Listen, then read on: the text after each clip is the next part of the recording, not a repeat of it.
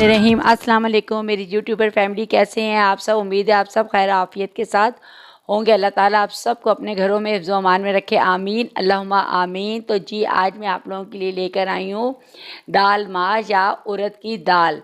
ये food street है और ना ढाबा स्टाइल में है। इंडियन में भी इसे बहुत लाइक करते हैं और पाकिस्तान में भी ये बहुत लाइक किया जाती है। ढाबा स्टाइल है, स्ट्रीट फूड पे हैदराबादी, मतलब जिस स्टाइल में भी आप ये खाएं ना तो उड़द की दाल को बहुत लाइक किया जाता है। तो ये दाल माश है तो वाइट वाली, और ये दाल माश रेसिपी है। और ये कि देखिए मैंने ना दाल को, और ये थे मैंने 300 ग्राम मैंने दाल ली थी और इसको मैंने ना हल्का सा देखे थोड़ा सा ज़ोर लगाना पड़ रहा है। तो ये अभी मैंने हल्की सी, मतलब इसमें 80% मैंने इसको बॉयल कर लिया और इसका पानी जो इसका जो वाटर था ना वो मैंने ड्रेन नहीं किया, इसी के अंदर ही मैंने इसको बॉयल किया है, यानी स्टीम दिया है। और मैंने इसको ना 4 से 6 घंटे के लिए भिगो के भी पहले रख के फिर उसका पानी ड्रेन किया, फिर मैंने इसको बॉयल किया 2 गिलास पानी में, और वो पानी इसी के अंदर ही जो जज़्ब कर गया, ठीक हो गया।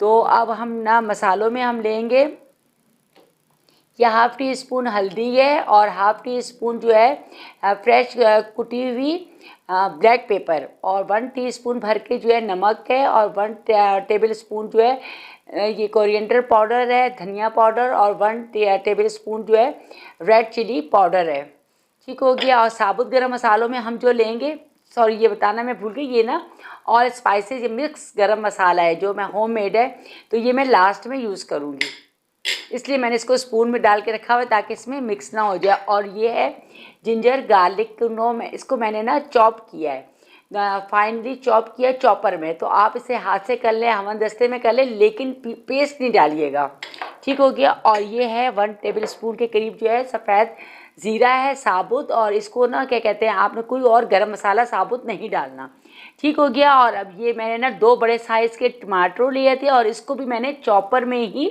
चॉप किया है, कोई बॉयल नहीं किया, कोई इसकी स्किन रिमूव नहीं की, बस मैंने इसको ऐसे ही रफली काट के चॉप कर लिया है। और ये ग्रीन चिली है 2 से 3 मैंने ले लिया, और 2 टेबल स्पून कोरिएंडर है ये ग्रीन वाला, और ये 2 ग्रीन चिली, इनको मैंने कट लगा लिया। और ये करी लीव है, तो क्योंकि ये इंडियन स्टाइल में आप भी है और पाकिस्तानी स्टाइल भी, ढाबा स्टाइल, तो इंडियन स्टाइल में जो होता है वो मस्त करी पत्ता जो है ना इसमें यूज़ किया जाता है। तो मैं इसलिए ये डाल रही हूँ क्योंकि मेरे घर में करी पत्ते को बहुत लाइक किया जाता है, इसका फ्लेवर बहुत अच्छा आता है। और ये जिंजर है और ये लेमन है, ये ना लास्ट में गार्निश के लिए जाएगा। तो अब हम शुरू करते हैं, बिस्मिल्लाहिर्रहमानिर्रहीम। अब शुरू करते हैं हम ना। तो मैंने ये ना एक ना लार्ज साइज़ का अनियन था, इसको भी मैंने चॉपर में चॉप कर लिया, और 1 कप जो है ना भर कर जो है कुकिंग ऑयल है। आप इसे घी में बनाएं तो बेस्ट है, लेकिन मेरे घर में जो है ना घी नहीं हम इस्तेमाल करते हैं अपने हस्बैंड की वजह से, हार्ट पेशेंट है ना, तो इस वजह से तो मैं कुकिंग ऑयल में बना रही हूँ। तो आप इसको घी में बनाएं तो और ही अच्छा इसका टेस्ट आएगा। तो ये मैंने एक अनियन को इसमें रख लिया, और इसको अब मैं ज़रा सा ना लाइट गोल्डन ब्राउन होता है, फिर मैं आपसे मेरा ना प्याज गोल्डन ब्राउन हो गए हैं, तो मैं इसमें अब ये जिंजर गार्लिक डाल दूँगी, जिंजर गार्लिक डालूँगी, साथ ही मैं ग्रीन चिली और ज़ीरा भी डाल दूँगी,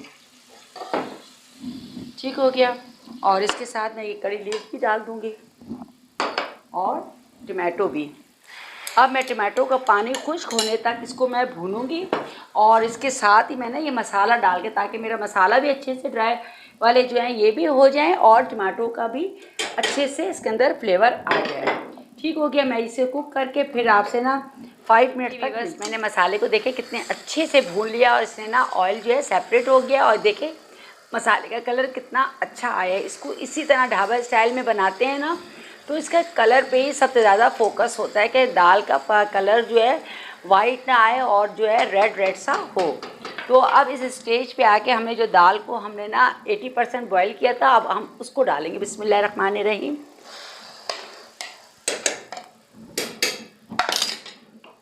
और देखें ये मैंने डाली अभी इसके अंदर, और थोड़ा सा इसके साथ ही, क्योंकि मैंने पानी सारा इसके अंदर ड्राई कर लिया था, और इसके अंदर मैंने ना ये वाला हाफ़ कप पानी कर लिया है, और ये देखें इतना सा बना ये, ठीक हो गया।